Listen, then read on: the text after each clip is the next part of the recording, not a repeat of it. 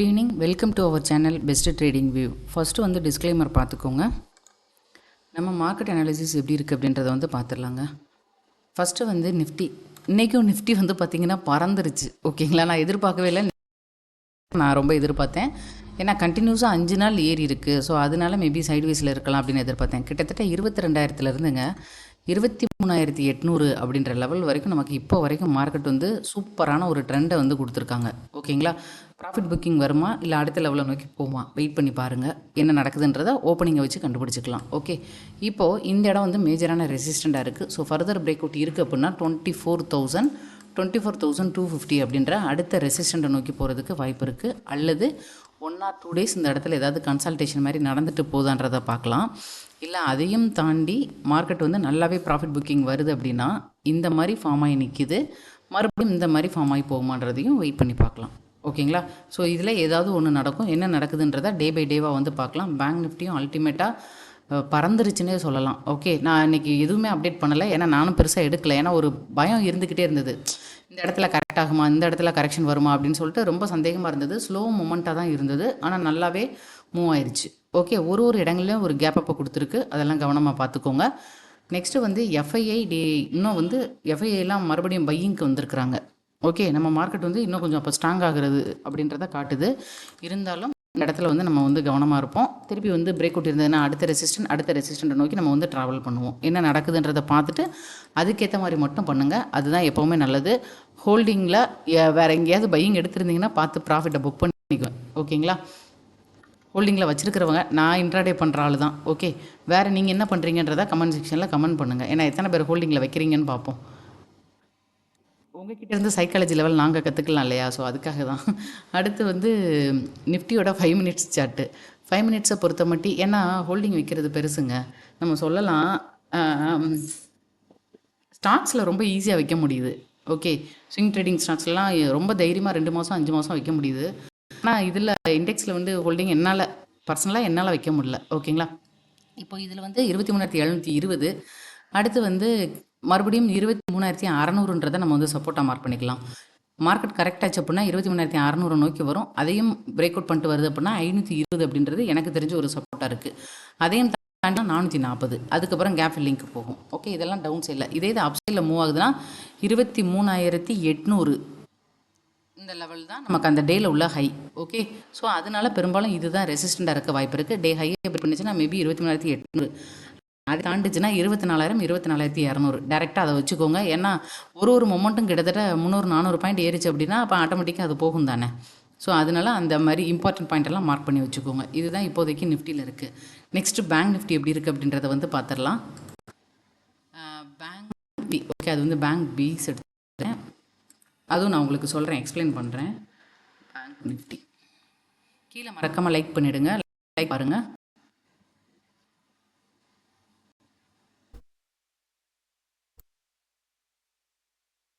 Nifty பேங்கை பொறுத்த மட்டும் சூப்பராக வந்து மூவ் ஆயிடுச்சு. டபிள்யூ பட்டன்னு பார்த்தோம், காலைல ஓப்பனிங்கில் இருந்தே பையிங் தான், சரியான buying. Okay, resistant almost 52,000 resistant point. அல்லது ஒரு 100 பாயிண்ட்டு முன்ன பின்ன வச்சுக்கோங்க.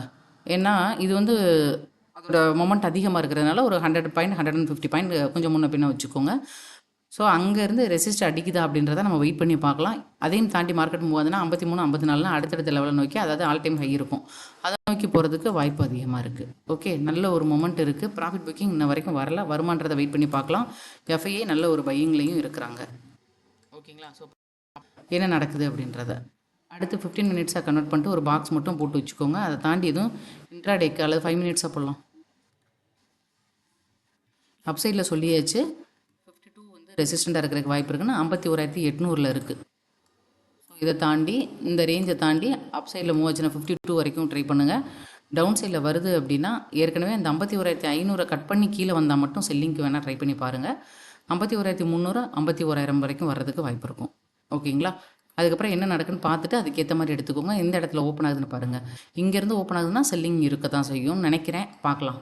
ஏன்னா சொல்ல முடியல. நான் இன்றைக்கி எதிர்பார்த்தது இந்த இடங்கள்லாம் சைட்வேஸ் மார்க்கெட் இருக்கும், ஒரு 1 or 2 days அப்புறம் தான் அகெயின் வந்து மேலே போகும் அப்படின்னு எதிர்பார்த்தேன். ஆனால் கண்டினியூஸாக 6 நாள் இவ்வளோ பெரிய ஒரு ட்ரெண்டை கொடுத்துக்கிட்டே இருக்காங்க. அங்கே பாருங்கள், மேலே போகுது, திருப்பி ஒரு கேப் அப்பு கேப் அப்புறம் மறுபடியும் கண்டினியூஸாக மேலே போகுது, திருப்பி இப்படி இருக்குது. ஸோ இந்த மாதிரி தான் மூவ் ஆகிக்கிட்டு இருக்கு. ரொம்ப இந்த இடங்கள்ல இந்த மாதிரியான இடங்கள்ல பிடிக்கிறது எவ்வளோ தூரம் சின்ன சின்ன லெவல் தான் நம்ம வைக்க முடியும். அதை தாண்டி இவ்வளோ தூரம் போகுமான்றது கொஞ்சம் சந்தேகமாக இருந்துச்சு. ஆனால் கரெக்டாக போயிருச்சு. ஓகேங்களா? இதே மெத்தடில் தான் ஃபின் நிஃப்டி அது ஃபுல்லாகவே போய் மூவ் ஆகி முடிச்சிருச்சு. 25,000 வரைக்கும் போயிருச்சு. டேல நீங்கள் பார்த்தீங்கன்னா தெரியும். அதோட ரெசிஸ்டன்ட் அதான் சொல்லியிருப்பேன். போயிருச்சு. ஓகேங்களா? நம்ம இது நேற்று கூட பார்த்தோம் இல்லையா, தெளிவாக பார்த்துருந்தோம். ஸோ இதுதாங்க இதோட பாயிண்ட்டாக இருக்குது அப்படின்றத பார்த்துருந்தோம். இப்படி இருக்குது. ஆல்மோஸ்ட் சூப்பராகவே அடித்து கரெக்டாக போய் டார்கெட் வந்து ரீச் பண்ணிடுச்சு ஒரு 6-7 நாளில். ஓகே, என்ன நடக்குதுன்றதை பார்க்கலாம். அங்கேருந்து ரிஜெக்ஷன் எதுவும் வருதா, ப்ராஃபிட் புக்கிங் வருதா அப்படின்றத பார்க்கலாம். இல்லை இதை தாண்டி அகைன் மேலே போச்சு அப்படின்னா நல்லா மூமெண்ட் இருக்கிறதுக்கு வாய்ப்பு இருக்கும்னு எதிர்பார்க்குறேன். பார்ப்போம். இதே மாதிரி பேங்க் நிஃப்டியில் என்ன பண்ணீங்களோ அதே மாதிரி இதுலேயும் வந்து 5 மினிட்ஸை வச்சு ஒரு பாக்ஸ் மாதிரி போட்டுக்கோங்க. ஏன்னா அந்த மாதிரி தான் ஃபார்ம் ஆகிருக்கு. லாஸ்ட் க்ளோசிங் வந்து பார்த்திங்க அப்படின்னா ஒரு ஃபுல்லாக காலையிலேருந்து ஒரு 12 12:30 மணி வரைக்கும் நல்ல ஏற்றம். அதுக்கப்புறம் ஃபுல்லாக வந்து இந்த மாதிரி போயிருக்கு. இதை தாண்டி அப் சைடில் அல்லது டவுன் சைடில் எந்த டேரெக்ஷனில் பிரேக் அவுட் இருக்குன்னு பார்த்துட்டு அதுக்கேற்ற மாதிரி எடுத்துக்கோங்க. 25,000க்கு கீழே க்ளோஸ் வைக்கிறானான்னு பார்த்துட்டு செல்லிங்க்கு ட்ரை பண்ணுங்கள். ஓகேங்களா? நான் லெவல்ஸ் காலையில் பார்த்துட்டு வந்து உங்களுக்கு வந்து அப்டேட் பண்ணிடுறேன். இவ்வளோ தான் இப்போதைக்கு மார்க்கெட் இருக்குது. ஓகே, அடுத்து வந்து மிட் கேப் வந்து பார்த்திங்க அப்படின்னா ஒரு நல்ல ஒரு டபிள்யூ பேட்டர்னில் இருக்குது.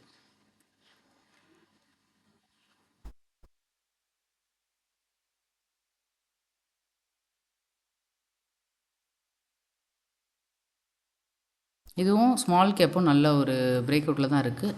மேபி மறுபடியும் கீழே கரெக்ஷன் வந்துச்சுன்னா 11,500 வரைக்கும் மேபி கரெக்ஷன் வந்துட்டு அப்படியே திருப்பி மேலே மூவ் ஆகலாம். மூவ் ஆச்சுன்னா 12,200 12,000 வரைக்கும் போகிறதுக்கு வாய்ப்பு இருக்குது. 12,000 12,200 மிட் கேப். ஓகேங்களா? ஓகே, இப்போது நம்ம ஸ்டாக்ஸ் என்னென்ன இருக்குது அப்படின்றத பார்க்கலாம். முடிஞ்ச அளவுக்கு ஸ்டாக்ஸ் வந்து ஃபில்டர் பண்ணியிருக்கேன். மேபி ப்ராஃபிட் புக்கிங் மார்க்கெட்டில் வருதான்றதை ஒன்ஸ் வந்து செக் பண்ணிக்கோங்க. ராஜேஷ் எக்ஸ்போர்ட்ஸ் ஏற்கனவே சொன்ன ஒரு ஸ்டாக்கு. சூப்பராக வந்து 220 வந்து டச் பண்ணிடுச்சு. மறுபடியும் போச்சுன்னா 240. ரிட்ஸ் இதெல்லாம் வந்து மொமெண்டத்தில் மூவ் ஆகிறதுக்கு பாசிபிள் இருக்குன்னு ஒரு 1 or 2 டேஸ்க்கு முன்னால் சொன்னோம். கரெக்டாக மூவ் ஆகிக்கிட்டு இருக்கு. ஓகே, எடுத்திருந்தீங்கன்னா ப்ராஃபிட்டை புக் பண்ணிக்கோங்க. அடுத்து இப்போ என்னென்ன ஸ்டாக்ஸ் இருக்குது அப்படின்றத வந்து பார்த்துடலாம். இன்றைக்கி நல்ல மூமெண்ட்டு கொட்டாக் பேங்க் இதெல்லாம் வந்து நல்லா மூவ் இருக்குது. ஆனால் ஆல் டைம் ஹைக்கு பக்கத்தில் இருக்குது. நம்ம கொஞ்சம் இப்போ எடுக்கலாமானா கொஞ்சம் சந்தேகம் தான். கனரா பேங்க் வந்து நல்ல ஒரு மூவ் ஆயிருக்குங்க. ஒரு ட்ரெண்ட் லைன் வந்து பிரேக் அவுட் ஆயிருக்கு. அகைன் மூவ் ஆகுதுன்னா 96 100 அப்படின்ற 2 லெவல் வச்சுட்டு வேணால் முயற்சி பண்ணுறவங்க முயற்சி பண்ணி பாருங்கள். பெட் பேங்க்கு ஏதாவது ஒன்று எடுத்துக்கோங்க. ஓகேங்களா? 1 or 2 ஸ்டாக்ஸ் மட்டும் எடுத்துக்கோங்க. ஃபெடரல் பேங்க்கும் நல்லா மூவ் இருக்குது. இது வந்து மறுபடியும் இதோட ரெசிஸ்டன்ட் அப்படின்னு பார்க்கும்போது கிட்டத்தட்ட ஒரு 205 வருது. 205 215 வருது. ஆனால் ஆல்ரெடி நல்லா மூவ் ஆகிருக்கு. ஸோ அதனால் பார்த்துட்டு எடுத்துக்கோங்க.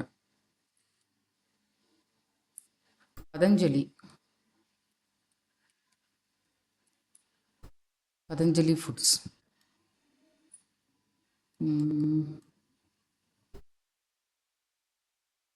இது வேணால் 1900 ரெசிஸ்டண்ட்டாக இருக்கும். யாராவது ரிஸ்கி ட்ரேடராக இருந்தீங்கன்னா ட்ரை பண்ணி பாருங்கள் இந்த கேப்புக்கு. ஓகேங்களா? ஏன்னா அந்த சைடு வேஸில் இருக்குது. மேபி பிரேக் அவுட் இருந்தால் இது ரெசிஸ்டண்ட்டாக இருக்கிறதுக்கு பாசிபிள் இருக்குது. ரெயின்போ சைல்டு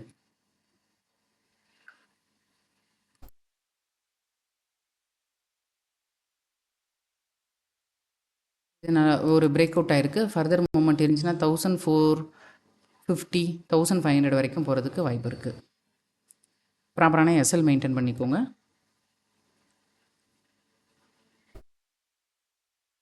அடுத்து இந்த ரிலையன்ஸ் எல்லாமே நல்லா மூவ் ஆகிருக்குங்க. அதெல்லாம் நிஃப்டியில் அங்கே ரெசிஸ்டன்ட் போடும்போது இங்கேயும் மேபி ரெசிஸ்டன்ட் போடுவாங்க.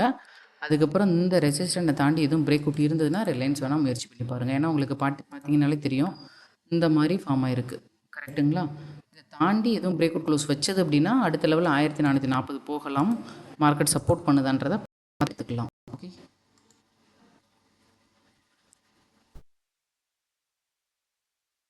என்டிபிசி எல்லாமே நல்லா மூவ் ஆகிருக்கு.